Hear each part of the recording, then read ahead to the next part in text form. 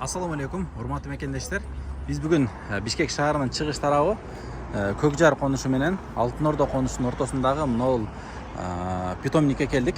Бул билесиздер, мурда Медерево Алматинкада жайгашкан болчу. Азыр андан да чоңоюп, мына ушул Достоевский көчөсүнө жайгашыптыр. Мен силерге дарегени түшүндүрүп берип коеюн. Бул жерде азыр эл өтө көп. Эгер сиздер да укпай билбей жүргөн болсоңуздар, гүл каяктан алам, арча каяктан алам, үйдүн гүлү, көчөгө отургуза турган гүл, арча, туя, кыскасы кооз бактарда отургузам десеңиздер, мына ушул жерге келесиздер. Акынбаев көчөсү менен Көкжардан өтүп туруп келсеңиздер, тупик болот. Мына ошо Достоевскийге келип такалат. Ылдый түшөсүңүздөр, оң жагыңыздарда мынакей чоң ушул жерде питомник ачылган. Караңыздар, бул жакта мындай жаңы зданияда салынган. Түптү түшө берсеңиздер, Горький. Эгер Горький менен чыксаңыздар, Достоевский өйдөгө, анда сол жагыңыздарда жайгашкан болот. Мен азыр туугандар, бир баштан баштап нелер бар көрсөтүп, баалардын ориентировочун айтканга аракет кылам. Анан номерини бергендерге номерлерини болбосо өзүңүздөр видеодон көрүп, не керек болгон болсо, ушул жерден келип алсаңыздар болот. Биз эми баягы аталыштарын жакшы билбейм, аталыштары окулган болсо окуп бере берем. Мына караңыздар. Мына пальма сыяктуу дарактар бар экен. Мына чында эле пальма окшойт, мыналчы. Бул жакта мындай декоративный дарактар бар экен. Жүрүңүздөр, бир баштан баштап көрсөтө беребиз. Арада тарттырбайм дегендер болуп калат, аларды кесип ташташка туура келип калат. Саламатсызбы, жагандайсыз, жакшысызбы? Тартып кетсек боло береби? Бир четтен тартып түшө берели анда. Так. Мына жакта баягы гүлдөргө суу куя турган чакаларына чейин бар экен. Караңыздар. Сиздер үчүн өтө сонун контент. Бул жакта мынакей гүл отургуза турган кичинекей чакалар, формалар бар экен. Мынакей. Караңыздар. Түрү менен өтө сонун. Гүл куя турган лейкаларына чейин бар экен, дарылары бар экен. Бул жакта. Ассаламу алейкум. Урсатпы? Кандайсыз баке? Жакшыбы? Идиштер канчадан канчага чейин болот баасы? Алар ар кандай баке? Эң арзаны канча, эң кымбаты канча? Эң арзаны 30 сомдон башталат. 30 сомдон башталат. Кымбаты? 6,5-7 миң сомго чейин. Мындай баягы залдарга койгонго мындай чоң эмелер бар экен, караңыздар. Сонун. Пластиковый бар экен бул жерде. Бүт түрү менен караңыздарчы. Мына узун десеңиздер узун, илмей десеңиздер илмей, мындайлары бар экен, караңыздар. Могул эски баягы биз көнүп калган универсальный гүл горшоктор бар экен. Дары чача турган, бул жагында корзинкаларына чейин, мына дарылары. Жүрүңүздөр. Мен азыр шашпай тургандар, ушул канча бир 500 метрдей, 400 метрдей чоң базар ачылган, ошол жерден бүт көрсөтүп берем. Мына бул эми көчөгө отургуза турган дарактар. Гүлдөй турган, гүлдөбөй турган ар кандай. Так, бул жакта болсо мына туянын кичинекейлери бар экен. Баягына декоративный арчалар бар экен, мынакей караңыздар. Не деп коет эле муну? Тоголок болуп кесип коет го. Ошондой. Биз баягы мындай аттарын деле билбей жакшы. Эмнеде? Мына лавровый лист дейт, караңыздар. Лавровый лист деле өстүрсө болот экен да. Мондай гүлдөр бар экен, караңыздар. Түрү менен туугандар. Түрү менен мынакей. Аттары билбегендерге мына жимолость дейт, наркыны вьющаяся жимолость дейт. Мына ушундай гүл дейт экен да, сүрөттөгүдөйчү. Так, жакынырактан кылып көрсөтө берейин. Так. Жүрүңүздөр. Улантып көрсөтө берели. Мондай гүлдөр бар экен. Бул көчөгө отургузганга бак сыяктуу, дарак сыяктуу болуп калат экен. Мынакей. Караңыздар. Түрү менен. Көрдүңүздөрбү? Эжеке, баалары канчадан канчага чейин? Көчөгө отургуза турган гүл. 30 сомдон 250 сомго чейин көчөгө отургуза турган. Бул бир штугун айтып атат да. Мындай чоңдору бар экен, булар кымбатыраак болсо керек. Бирок келип кенен мындай саякаттап кетсеңиздер болот. Көрүп алып кетсеңиздер болот, соода кылсаңыздар болот. Мен ар бир кабинканы мындай бир башпактыр эле көрсөтүп коеюн, Бул жерде мындай эмелер экен. Мөмө дарактар экен. Декоратив. Бул жакта нелер бар экен. Бул жакта помидор бар экен, падраң бар экен. Бүт ушундайлар өсөт. Мынакей. Бул жакта көчөгө отургуза турган клен дейт. Сакура нет, штампе дейт. Сирен бар экен, мынакей сирен дарагы. Мына береза баягы ак кайын. Караңыздар. Дагы сирен. Это большой же куст будет, да? Что, сирень? Да, сирень. Нет, это карликовый. А карликовый, да? Он вот, зато долгое время будет цвести. Да. Сонун 1 метрлик экен. Бул жакта толуп тур экен мына. Рябина дейт, вьюше, Всё роза есть, дейт. киви, все есть. Бүт бар экен. Даже Батарея киви дейт. растет, всё есть. Мынакей, караңыздарчы. Вот Бүт наш бүлө. адрес, Лендина. Вот. Номер можете сказать? А вот, пожалуйста. Телефон номерлери мынакей жазылып турат. Номерлерге чалып көрөсүздөр. Многолетка, да. Мынакей. Ушу Феруза дегенге чалып. Да. У вас доставка тоже есть? Да, есть. По страну, да? В южную сторону тоже отправляете, да? Жалабат. Жалабат, Ош, Баткен, да? Можем отправить. Так, все, өздөрү менен сүйлөшө бересиздер. Биз номерлерин калтырып койдук. Мына ушул Феруза эже менен түз сүйлөшө бересиздер. Так, бул жакта болсо дагы гүлдөр. Ассаламу алейкум, аксакал кандай, жакшысызбы? Багбанчылыкка берекесин берсин. Мына караңыздар, гүлдөрдүн түрлөрү. Бул жакта мына арчалар. Булар уже 2-3 метрликтер экен, а? Баасы канчадан? 3,5 миң сомдон, а? Оптуй баа. Жакшы. Канча штук болсо да чыгабы сизде? Мен ар жагдан өтүп көрсөтө берейин. Бул жакта розалар бар экен. Уруктар бар экен, мынакей караңыздар. Сону. Стамповый роза дейт, мынакей. Бордюрный чисто сортовой да. Сортовойлор, а? Алдамай жок. Булар канча процент көктөйт? Мисалы 10 штук алгандыкы бары көктөйбү? Азыр отургузганга боло береби? Бул мен айтам 10 штук туура эле отуруп туура эле сугарса бүт эметет. Көктөй берет. Суугаттан калтырып тигинтине жүрө берсе шатмаңдар. Өзүдөрү кылат. Бул ысыкта сугарылбайт да ошондой, бунуку, э? Кечинде баары эле билет. Билбегендер үчүн айтып коелу. Мына эмне дарак байке? Мына тутовник дейт. Туту. Тутовник түт туруп, мына караңыздар, мына чачка окшоп өсөт экен да, бөлөкчөчү. Сонун экен. Бул жакта алмалар бар экен. Розовый столовка дейт, мына караңыздар. Арчалар. Бордюрный дейт, баягы чоң трассалардын боюна окшош кылып отургузганга. Боюну окшош кылып бере аласызбы, терип? Терип кылып бере. Болду, жарайт. Жакшы. Номериңиз канча, аксакал? 0703 039601, э? Орозбек деген майкеге чала бересиздер. Арчалар боюнча.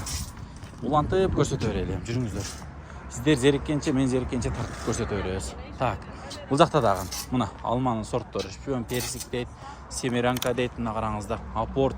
Апорт дагы эле бар экен. Апорт жегендер, жаштыгында апорт жегендер комментарий калтырып коюңуздарчы.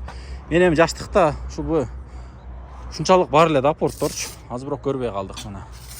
Кандил дейт, кандил алма. Буда Союздун алмалары, груша, стаканчик, а? Так, хурма бар экен мына караңыздар. Инжир, клен дейт, э? Тугандар, любой нерсе бар экен да, караңыздарчы. Так, бул бир. Байка, сизге гүл боюнча чалыша берет. Хорошо. Так, бул жакта дагы мынакей түрлөрү менен бар экен. Мына эме пальмабы? Келиңизчи байке. Бул каяктын пальмасы? Өзбекстан. Өзбекстан. Канча метрге чейин барат? Ассаламу алейкум. Дагы Алексан. Дагы 1 метр өсөт. 1 метр өсөт. Баягы Аравиядагыдай мынтип чоң болуп жазылабы, ачылабы? Жазылат бул. Же мына чоң куст болуп калабы, тоголок болуп. Мына ошондой эле болуп өсөт бул. Уже этегинен кетип атпай, жылдан жылга мындай өскөн сайын. Кургаганы эме болуп, калган үстүнө кете берет, э? Кесересинер ортосунан бул уже чыгып кетет. Баягы Байланып турат. Дубайдагы, эмедеги, Саудовский Аравиядагы пальмалар сыяктуу. Бирок канча жыл жашайт бул эми? Көпчүлүк эле жашайт ки. Көп жыл жашайт. Бирок өсүшү максималдуу канчага чейин барат? Максималдуу бир 3,5 метрге чейин. 3,5 метр. Чоң эле болуп калат экен да. Радиус канча жалбырак мындай эмеси болот? Жалбырагы 1,5 метр. 1,5 метр квадратта, э? Примерно. Баасы? Баасы 7000 сом. 7000 сом. Штугу. Көктөшү канча процент? Көктөшү жакшы эле, 100% эле. Мисалы үчүн буну эшикке тиксе, эшикке орош керек экен кышында. Чогулуп туруп, помещенияларга тиксе, 100% эле өсүп биз тиккен эмелер бар. Ресторан эмелерде турат. Гаражокто өсүп эле кадимкидей турат. Ичинде, зданиянын ичинде. Сыртка тиксе деген кышында буларды кесип алып эле, булар полный кесип алып ортосунда эле стол кылып, ошондой түйүнөн баштап. Баягы ежевикадай кылып кышкы сакташ керек экен да. Бул эмне байкем мыналар? Эле камила деген гүл. Гүлбү? Ортодо кызыл-кызыл болуп уже эме болуп баштаптыр. Бутондон калган. Мына. Гүлдөйүндөн калган.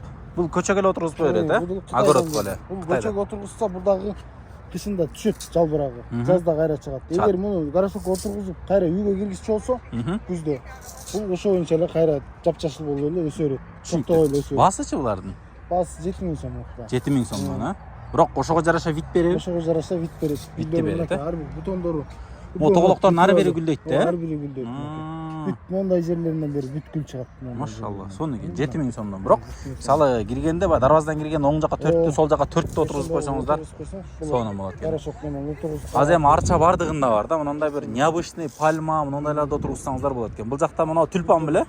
Жок, булар иристер. Иристер бар. Жакшы. Наркы эмне молар? Стамбул розалар бар. Мо чоң эмне мол? Молар. Стамбул роза. Штамбуй роза. Ар жагында картинкасы бар ошону. Так, картинкасын өтөлчү.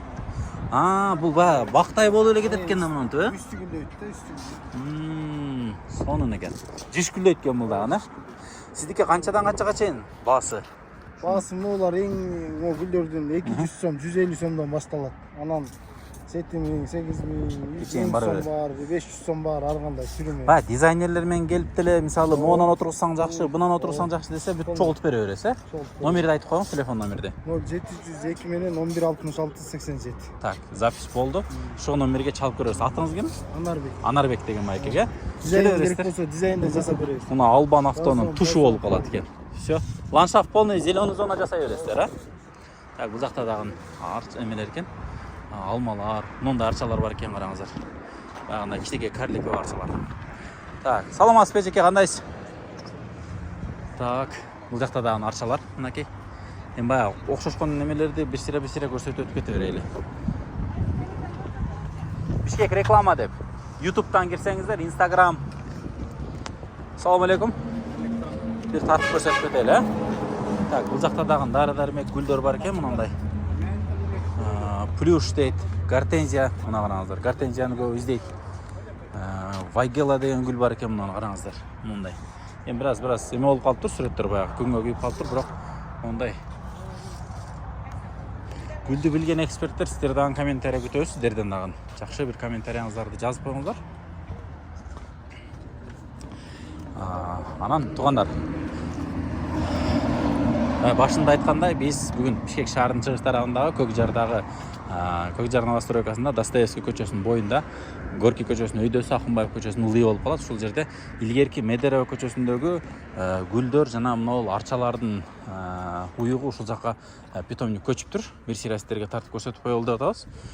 Бул жакта арчалар, гүлдөр, мындай мөмөлүү көчөттөр бар экен. Жаз жарыш демекчи, жазда ушинтип жарышыңыздар туугандар. Гүл отургузуңуздар, үйлөрдүн астын сонун кылып караңыздар. Кара, сонун экен. Биздин каналга кирсеңиздер, биз Бишкек реклама, Абдулбас Сайпиев деген YouTube канал, Instagram аккаунттарга кирип катталып алсаңыздар болот. Бизден үй жарнама, машина, бизнес, бүт жарнамаларды көрсөңүздөр болот. Так, бул жакта арчалар бар экен. Грунттар мынакей. Саламатсызбы? Кандайсыз эжеке? Так, сизде да гүлдүн түрлөрү көп экен, Бир сыйра көрсөтүп кетейин эжеке. Так, үйдүн астына отургузганга арчалар бар экен, мынакей тоголок кылып, горшок отургузуп койгонго. Мындай готовый гүлдөр бар экен. Бул эшикке отургузабы? Долгосрочный булар? Многолетний. Канчада бир гүлүн алмаштырып турат бул? Бир жылда 2 гүлдөйт. Бир жылда 2 гүлдөйт, Кайсы мезгилдерде гүлдөйт? Азыр мына апрелде гүлдөп турат, Дагы күзгө жакында гүлдөйт? Жок, күзгө жакында, эми жайында. Жайында гүлдөйт. 2 сезондо гүлдөйт экен да бул, Жакшы экен. Так. Эми бул жерде аябай мелочь көп экен. Сиздер номериңизди айтып койсоңуз, балким баягы сүрөттөр менен WhatsApp менен алышып, сиздерден балким онлайн заказ беришет. Номериңиз канча? Телефон номериңиз?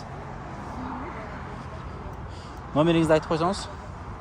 Так, 0756 50 99 номерге чалат экенсиздер. Ушул эжеке, атыңыз ким эжеке? Адилет деп, Адилет деп ушул номерге чаласыздар. Бүт ушундай гүлдөрдүн түрлөрүнү WhatsApp'тан балким өздөрүнүн группаларынан көрүп заказ берсеңиздер болот. Эгер кааласаңыздар, живой келип көрсөңүздөр болот мынакей. Баягы кымбат баалуу үйлөргө киргенде мондай көчөттөр, немелер көп отургузулган, билесиздер. Так. Биз бир сыйра сиздерге көрсөтүп чыга берели.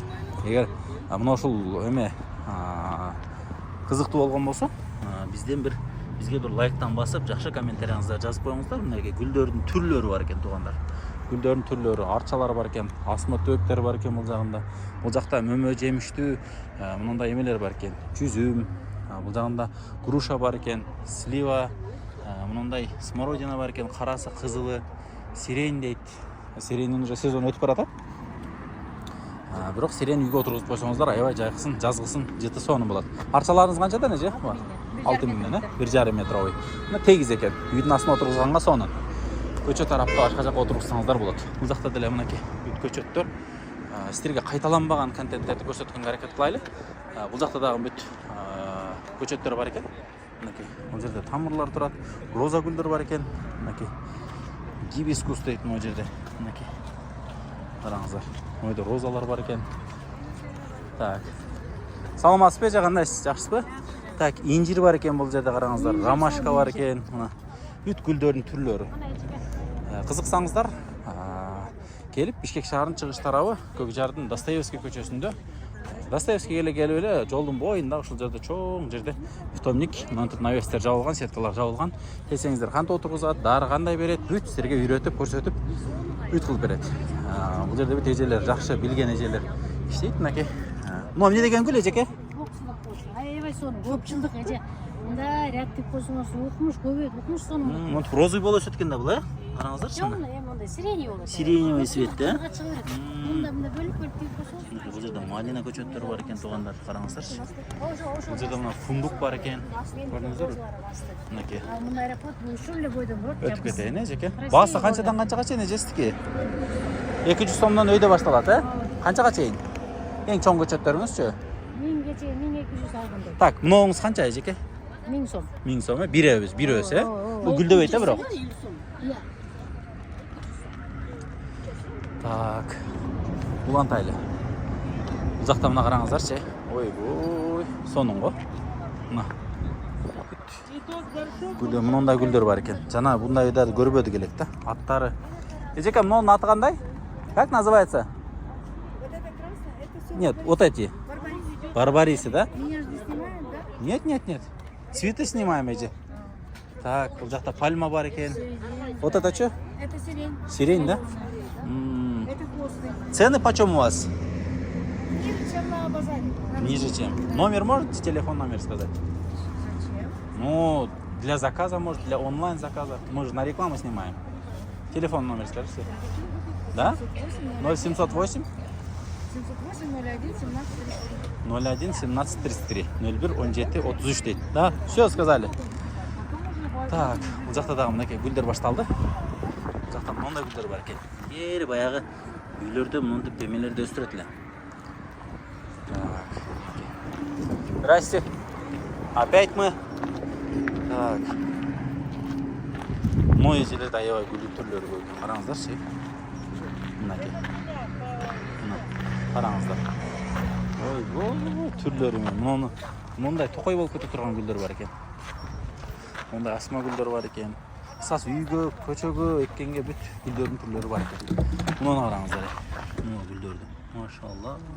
Газон сыяктуу чөптөр да бар экен бу жердечи. Аралаш мындай гүлдөр бар экен.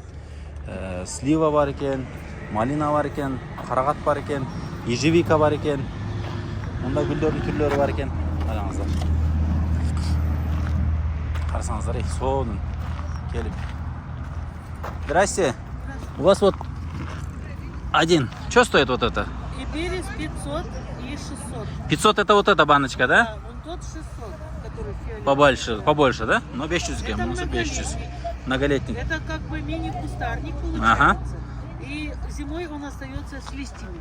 Только лист не зеленый зимой, а бордового Только цвета. цветы это, да, упадут, да? Цветы уйдут, Да. да. Листья остаются. Так, мындай гүлдөр бар экен, караңыздарчы. Мындай гүлдөр. Телефон номер можете сказать, чтобы для заказа, онлайн заказа? Есть у вас контакты? 0555 31 94 59. Biz экранга жазып коебуз. Можете зайти в Инстаграм Рассада Бишкек. Это Рассада наша Бишкек, да? страница, да? Молодец, азамат Там экен все мына эже. растения есть. Так, бул жакта да гүлдөр бар экен. Мынакей бул жакта эжелерибиз гүлдөрдү алып атат. Сонун. Мынакей караңыздарчы.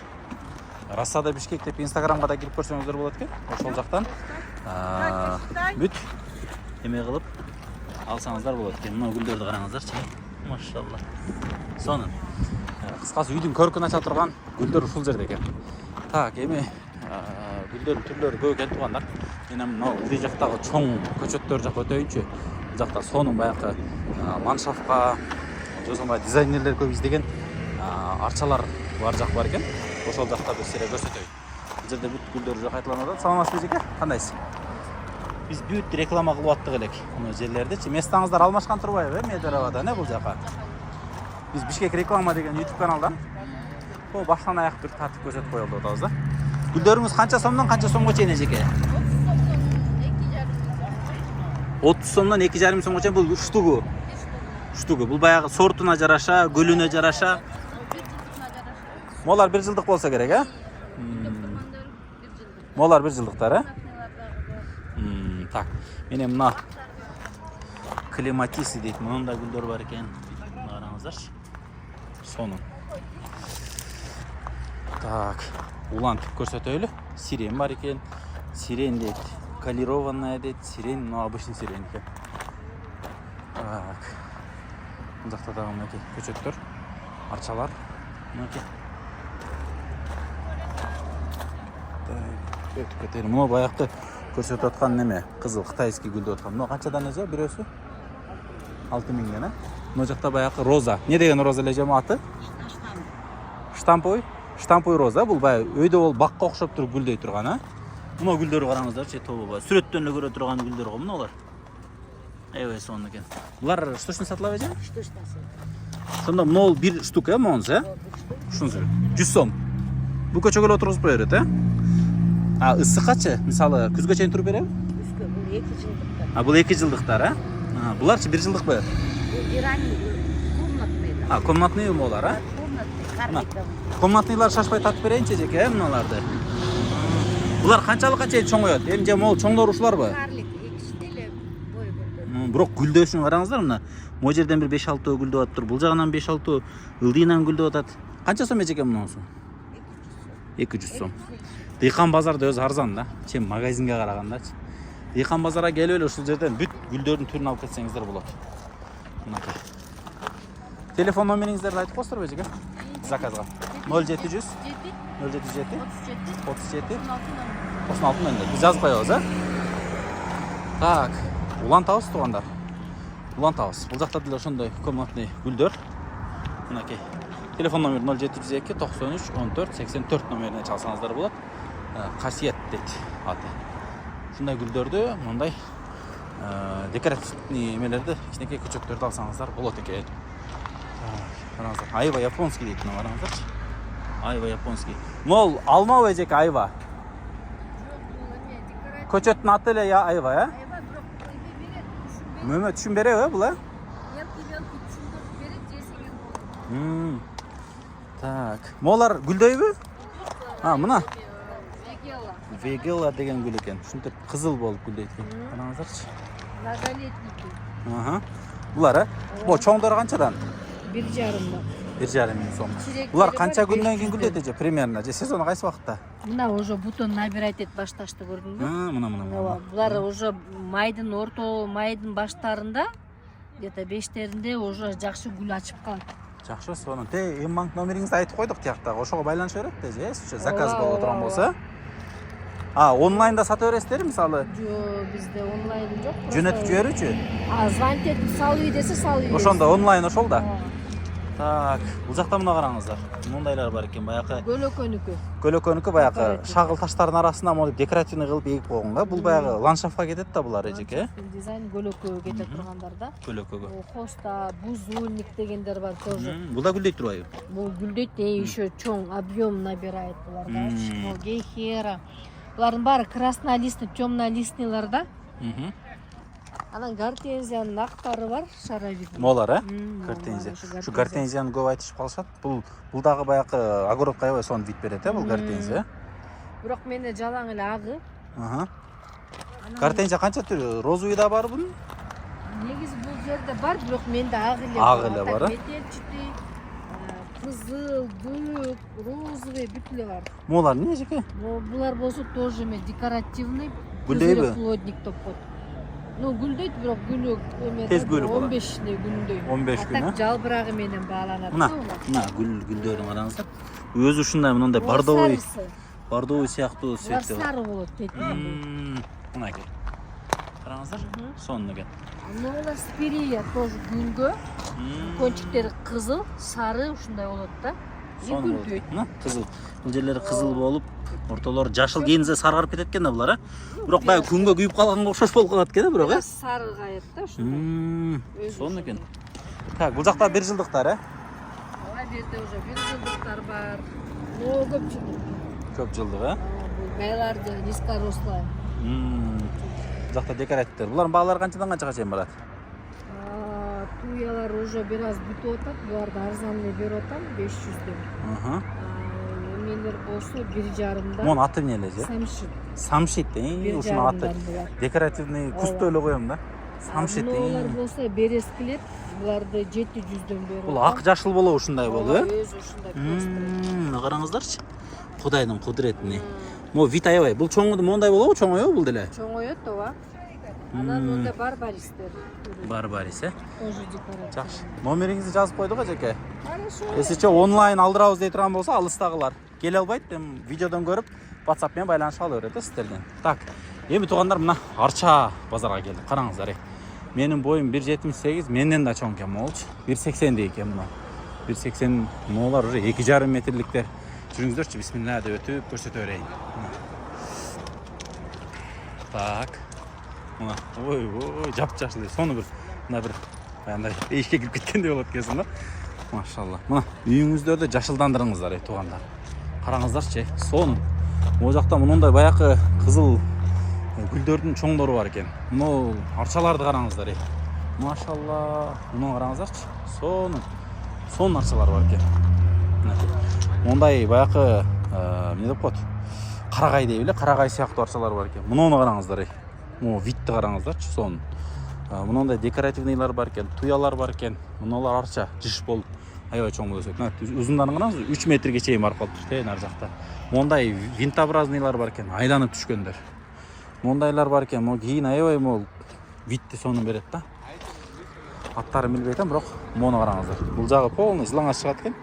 Башында топыдай болып шын төсет екен да. Монысы көк цвет екен, монысы жашыл болып қалады екен да. Қараңыздаршы. Так, улантып көрсете өрелі. Бұл жерде мондай дарақ бар екен, чоң дарақ, сразу ле готовый. Мұны арчаларды қараңыздар. Ечеке, бұл жақ сіз сатасыз ба? Басы қаншадан қаншаға шейін? Мысалы, мол арчада молар, 1700-ден башталады. Нарқы чоңдар үшін мысалы, 3 қатар. 18-дің ең чоңдары. Значит, 1700-ден 18-ге шейін бойына жараша кете береді екен, Так, молар не деген түрлері же, мұны топыдай болғандар? Аты не олардың? Қандай дейсіз? Пачепс. Чоңдары бар екен, көктері бар екен. По 1800. Мо дарақты қараңыздаршы. Мо живой бе? Можно вот это посмотреть? Мо живой бұл? Бұл долгосрочный бе? Жоқ, 1 ай 1,5 ай. 1 ай 1,5 ай, По 1800 на стиль еще маленький. Так, бұл жақта көрініп тұрады.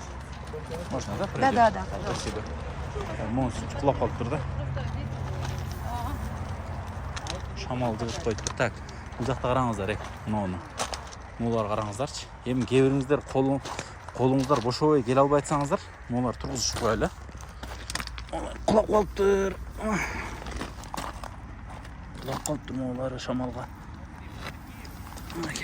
Еже өзі бошовайды. Тұрғызып қойырелі.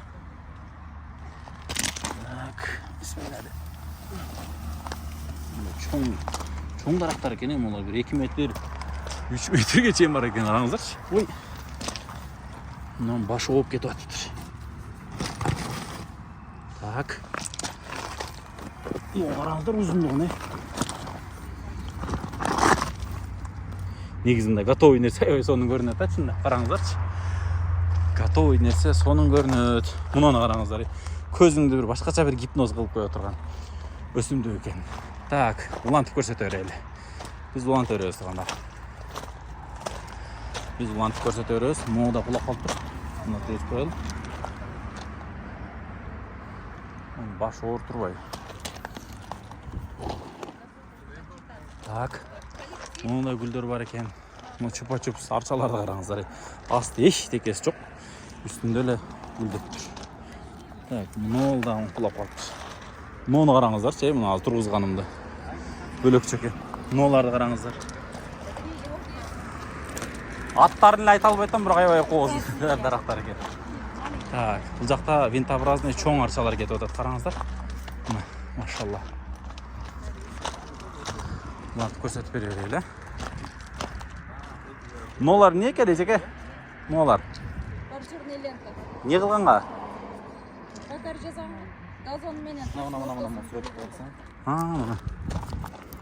Болду. О, ичине эле топурак толтуруп туруп эле гүл отургузуп коюру ушуга, э? Газан болуп турса мындай бөлгөнгө да бул. Түшүнүктүү.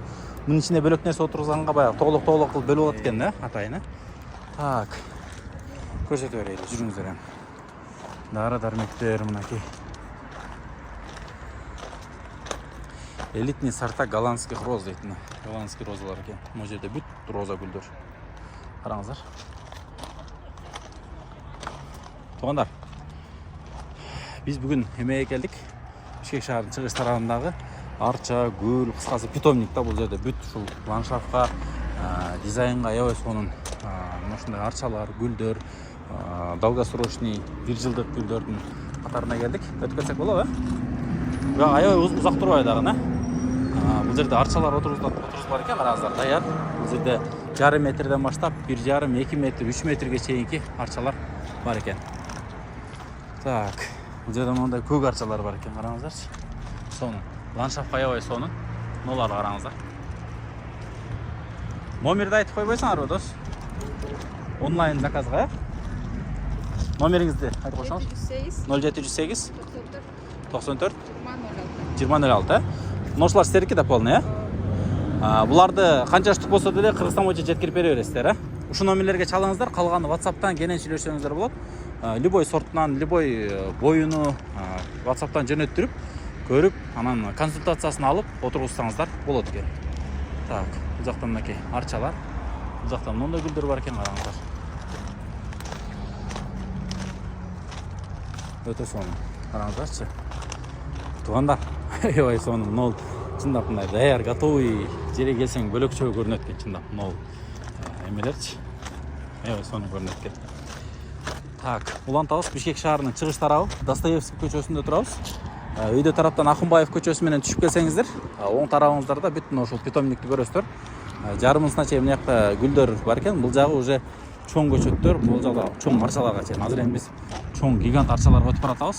Могу жерде бир сире көрсөтүп коеюн. Мынакей. Бул жерде да мындай түрдүү гүлдөр бар экен. Так. Эжеке, баалары канчадан канчага чейин? Саламатчылык. 6000ден. Жок, эң арзандары канчадан башталат бул жерде? 1,5 айда өйдө? 6000ге чейин мына ушулар, э? Так, бул жакта мынакей метровый арчалар бар экен. Булар баягы немен забордун астына отургузганга экен, э? Мол эмнеле? Күлөмбү ушулар? Гүлдөбү же гүлдөбөй булар? Гүлдөбөйт, кызыл жалбырак. Ушу бойдо эле, э? Да, жалбырак чоңойбу? Ооба, чоңойот. Мынакей. Бул өзү чоң канчага чейин барат? Канчалыкка чейин? Метр? 3 метрге чейин. Демек, мына арчалардай, мына чоң мондай болуп калат экен, примерно. Чоң эле дарактар болуп калат экен булар, э? Булар урукпу же дарысыбы? Дарылар, э? Так, номерлерге чалып, консультация алсаңыздар болот. Мыналар долгосрочный же 1 жылдыктарбы? Жок, многолеткалар. Многолеткалар, э? Мынакей, арчалар. Келе бересиздер, Бишкек шаарынын чыгыш тарабы болуп калат. Достоевский көчөсү, илгерки Медерева көчөсүндөгү мына ушул гүлдөр сатылган, арчалар сатылган жер азыр ушул жака көчүп калды. Бирок ушул жака көчкөндө эле жакшы болуп тур. Место кенен болуп, бул жакта караңыздар, өзүнчө эле бир парк болуп кетти. Мына караңыздарчы. Ушул жерди жакшылап тартып койсоңуз. Сиздерге карайбы полный, э? Барбы ээлери? Ким ээлери? Өзүнчө, э? Эми баягы номерлерин ала албасак да көрсөтүп кое берели, анан келип өздөрү соода кыла берет. Так, мына жерде ак кайың бар экен, караңыздар, береза. Мына. Береза 5 метрлик, 5 метрлик, 3 метрлик кайыңдар бар экен, арчалар бар экен, мына караңыздар, чоң арчалар.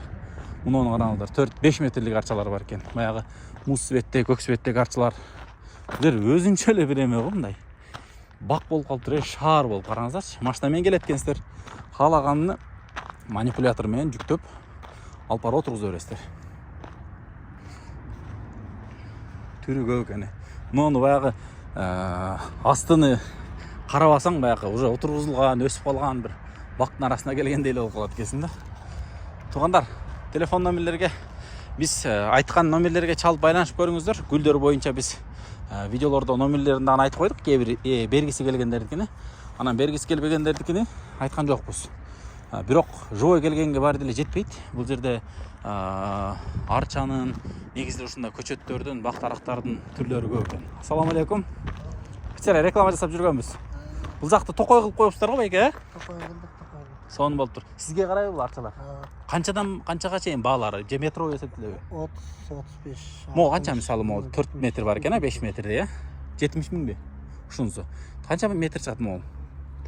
4 чыгат эми, жердин бетинен 4 чыгып калат, бул көктөшү кандай болуп калат? Балык. Аз мисалы кургап калып эме болгон мисалы алдагы болбойт, Могу эмне деп айтылат могу? Голубой ел. Наркысы? Жөн жашыл. Ченшан. Могу березаларчы? Бул да 4 метрликтер экен, Бул канча жылда чоң дарак болуп калат? О, 5-6 жылдыктар. 5-6 жылдыктар. Бул дагы чоң эт, Чоң баягындай бак болуп калат бул, 2,5 миң сомдон штугу. Сонун. 2 миңден кылып беребиз. 4-5 метр бар, Бар. 4-5 метр бар, жакшы. 4,5 метр, Сонун. Мен Алтын Ордодо турам да биякта, Биз жак аябай сонун болуп калыптыр го. Сонун парк болуп калыптыр, караңыздарчы. Пихта? Мол даракпы, Түшүңүздөр, бир көрсөтүп коелу. Тарттырам деген байкелер эткен, бир конкретин тартып берейинчи. Бир көрүңүздөр, келиңиздер, мына араларына машина кирет экен. Сосналар бар. Бул парктарда отургузулгандарбы? Крымский. Бааларын бир мындай, канчадан канчага чейин ориентировочно? Эми улар готовый да, 4,5 метрликтер. 4,5 метр. 35-40 миң. Башталат. Анан өйдө кете берет. Метрине жараша. Өйдө деле эмес, формасына жараша. Формасына жараша. Жакшы. Окшош формада мисалы 5 штук, 6 штук, 10 штук дегенде чыгарып бере бересиздер, Ооба. Жакшы. Сону, мына караңыздар. Уже готовый алпарастар көлөккө да түшөт, уже баягы тамырда жакшаткан. Бальзамический пихталар да булар. Молар, Булар уже темный жашыл болуп мындай бир сону вид берет экен, Жытта болобу мында, Баягы банядагы арчанын жытындай. Болду. Ушунан чыгабы ошол жыт?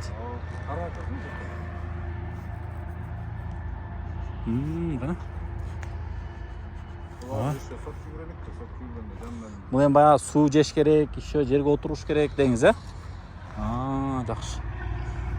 Жакшы, сонун экен. Телефон номерлерди айтып койсоңуз? 700 700 53 70 11. 53 70 11. Биз эми келип турабыз буюрса. Ара-арада келип тартып берип турабыз сиздердикинчи. Анан эмелеричи, доставкалары кандай болот мунуку? Эми погороду, если чоңдорду алса 5 миң сом манипулятор. Бирөө хоть 10 штук 5 миң сом. Разница жок. Портерлер болсо 700-төн 1,5 миң. Буну бирөөнү жүктөй аласыздар портерге? Оңой элеби? Же көптөштүктөр бар да. Манипулятор сыяктуубу? Болду. Ушу номерлерге чаласыздар, арчалар деп жазсаңыздар, пихта могу жерде караңыздар. Сонун болуп өсүп турат, даяр экен, готовый. Бааларын баалашып, кааласаңыздар келип алып кетсеңиздер болот. Чо, ийгилик байке сиздерге дагы, Бул да сизге карайбы? Бул канча дедиле басым? 65 миң. Содалашат кезде келип содалашып, бойлоруна жараша бисире содалашып алсаңыздар болот. Так, улантайлы бул жак аябай чоң экен уже. Мына только арча, жашыл зонага ылайыктуу. Бул жакта березалар бар экен мынакей. Бул жагында да березалар канчадан? Канчадан шеп булар? 2 миңден, 4-5 метрликтер. Так, жүрүңүзөрчү. Улантып көрсөтө берели. Туугандар, Бишкек шаарынын чыгыш тарабындагы питомникке келдик. Бул жерде арча көчөттөрүнү мындай кылып, мына декоративный кылып, сандыктарга отургузуп койсоңуздар да болот экен. Сонун көрүнөт. Көрдүңүздөрбү? Баягы жаңы зданияларды салып аткан болсоңуздар, баягында торговый комплекстер болобу, же болбосо көп кабаттуу үйлөрдүн астына ландшафтка издеп жүргөн болсоңуздар, келип ушул жерден алсаңыздар болот. Хоть Жалал Абад болсун, хоть Баткен, Ош болсо деле бүт доставкалар менен ушул жерден салып жиберишет экен. Жолсун группаларына катталып алып, постоянный көрүп турсаңыздар дагы болот. Мына декоративдер, винтообразный декоративдер бар экен бул жакта. Мынакей арчалар. Саламатсызбы же? Содаңыздар болсун. Нол асыл өсүп турган. Не деген? Гүлденеш. Канча метрге чейин чыгат бул? Узуну? 1 метр кошот, Бул долгосрочный элеби? Жылда гүлдөбү? Эмесе дарага канчага чейин болот, но дарага чоңдугучу? Көбөйүп кете берет, Канча сомдон булар? Алар 2,5. 2,5. Мына просто эме Көрдүңүзбү? Ылдыйында шыктап турат. Мм, Чоң. Ушундай болуп чоңоюп кетет. ар бир жерден бөлүнүп. Эгер үстүнөн кыркса асты чоңоюп кете берет деңиз, а? Үстүнөн Мына астынан. декоративдер. Үйгө алып барып эле даяр отургузат. Бул Сары гүл ачат, майда-майда. буларбы, а? Мына көрдүңүзбү? Мына гүл ачып баштады уж. Майда-майда. Караңыздар. Алар кызыл болуп ачат. Кызыктуу нерселер бар экен сизде да. Скелет деген. Скелет? Брескелет. Брескелет, а? Бул дагы чоң кус болуп кетеби? Чоң кус болот. Койсоңуз болот. Кырпасаңыз чоң болот. Сыртын баягындай декоративдер эле бутай берет. Декоративный болот. Жакшы. Сонун экен. Мына булар дагы көрүп жүрөсүздөр мындай немелерди. Мынакей самшит, э? Муну кичинекей көрөттүк. Булар да чоңоёт экен да. Молар эмне эле аты? Брескелет. Брескелет. Бул деле аттары көпкө бөлүнөт экен, а? Жүрүңүздөр. Улантып көрсөтө берели. Роза.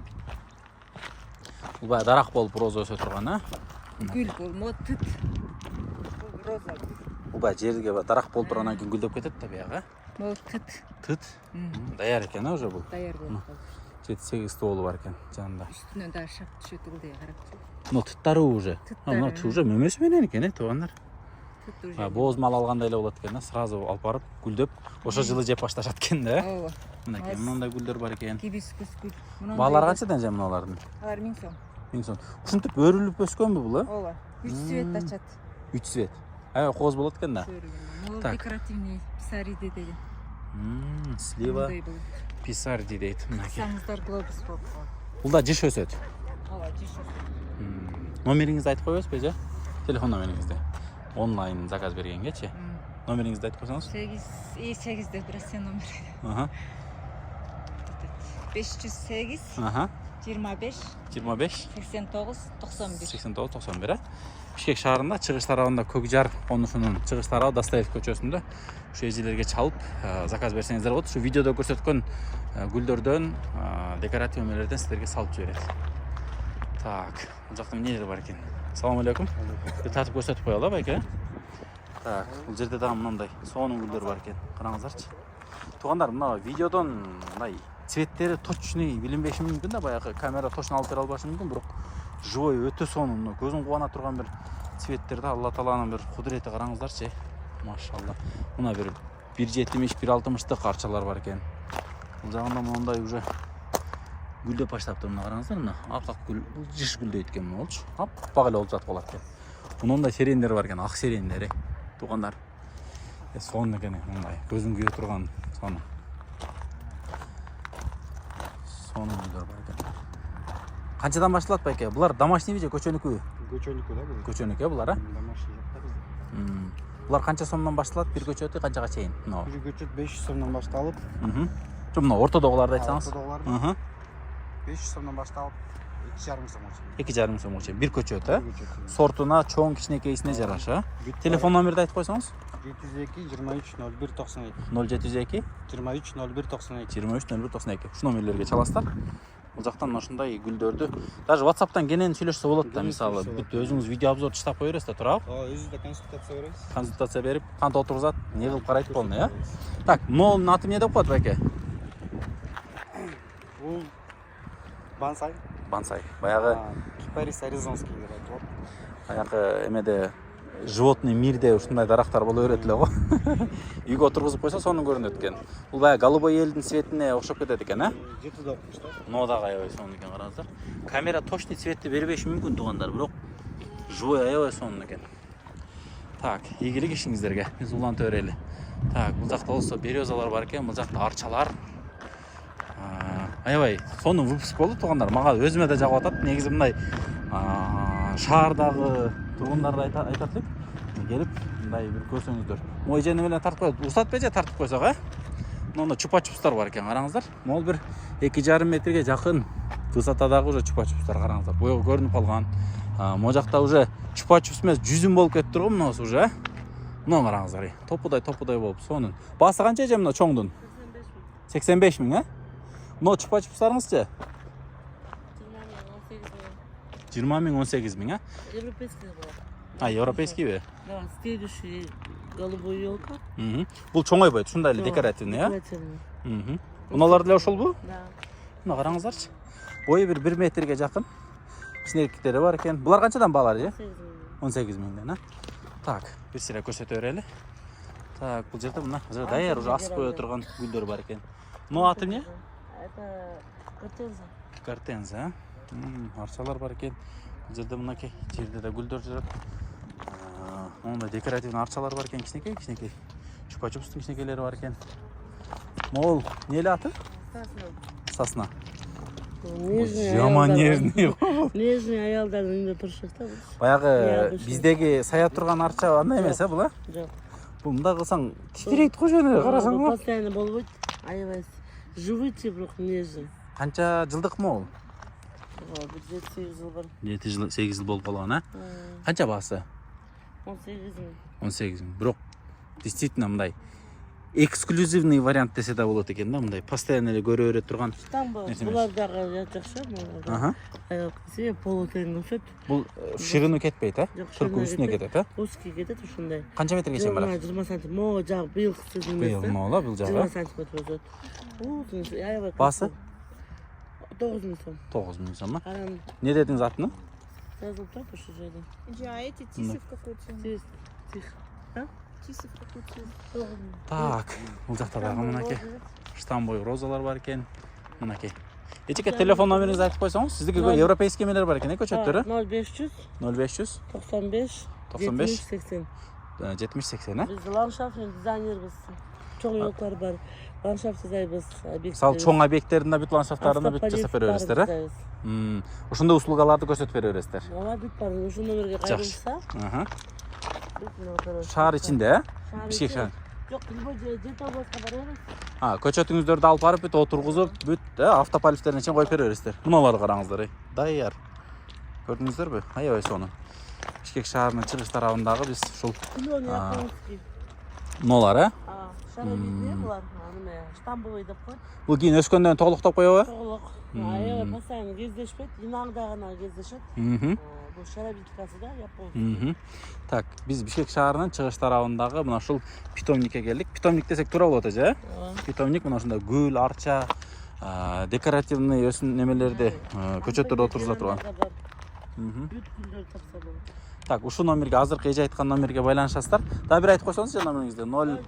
0500 95 70-80. Бул жерде Европадан келген көчөттөр, чупа-чупстар бар экен. Бишкек реклама деген YouTube каналга чыгат. Ошонун Instagramына дагы чыгат, а? Так, номерлериңиз голосой кетти, ошол угуп туруп чалыш керек болот да. Мындайлар бар экен. Биз YouTube каналга толук жүктөгөнбүз. Эгерде сиздер жүзүндүсүн көрүп калган болсоңуздар, Instagramдан, TikTokтон көргөн болсоңуздар, биздин Бишкек реклама деген YouTube каналга кирсеңиздер, ал жакта дээрлик бир сааттык чыгарылыш жасаганбыз. Ушул жерде полный чыгарылыштар бар. Бүт гүлдөрдөн баштап үзбөй тартылган 1 сааттык баш эс ала турган сонун чыгарылышты тартып чыгарганбыз. Бул жакта да гүлдөр бар экен. Кайталанып атат, себеби биз видеонун башында гүлдөрдү көп тартканбыз. Так, мына жерде мына караңыздар, баягы чагылган сыяктуу болгон мындай дарактар да бар экен. Аты жазылып атыр, бирок мулар эмне деген көчөттөр, шеп? Кандай дейсиз? Бул мындай жанына өсөбү же только узун кетеби? Жайлабы? Көлөкөк экен мына. Караңыздарчы. Баасы канчадан? 2000ден, э? Баягы бош жаңы дизайнда мына ушундайларды кылып өстүрсөңүздөр болот экен. Бишкек реклама деген YouTube каналга чыгат, э? Instagramга да чыгат. Бүт чыгат. Так. Бул жакта дагы мынакей баягы ийнелүү арчалар караңыздар. Бул уже баягы биз көрүп жүргөн арчалар экен. Телефон номерлери айтылгандардыкыны чалып, сүйлөшүп, заказ берсеңиздер болот. Анан эң негизгиси жакын келип, баягы живой көрүп алганга жетпейт тугандар. Себеби мыналарды караңыздар, түрлүү сорттор менен сонун, кыскасы ушинтип жайгашып, сонун кылып базар кылып коюптур. Эми келип эле алып өзүңүздөр дизайнериңиздер менен келип алсаңыздар болот. Мына дарактарды караңыздарчы. Нежный мындай бөлөкчө дарактар экен. Так. Мына баягы японский гүлдөр деди го. Так. Туугандар, сиздер биздин Бишкек реклама YouTube каналын көрдүңүздөр. аягына чейин көргөнүңүздөр үчүн ыраазычылык билдирем. Биздин каналга катталып коюңуздар. Биз буюрса ара-арада келип ушул базарлардан тартып сиздерге көрсөтүп берип турабыз. Буюрса бул видеодо чыгарылышта баягы кээ бир тартылбай калган месаларны дагы тартып көрсөткөнгө аракет кылабыз кийинки чыгарылыштарда. Биздин номерлерибиз эгер жарнама боюнча болсо, биздин видеодо жарнама номерибиз бар, каналдын номери.